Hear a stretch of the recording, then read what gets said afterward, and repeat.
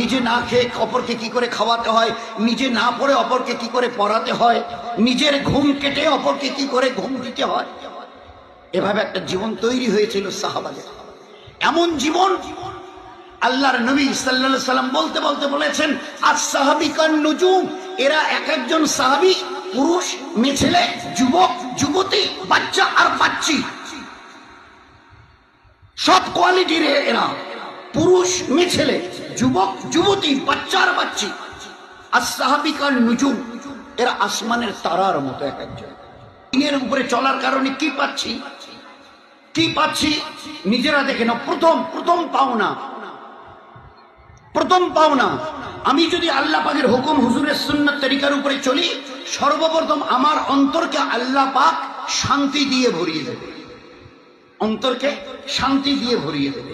আলা বিযিকরিল্লাহি তাতমাইন্নুল কুলুব।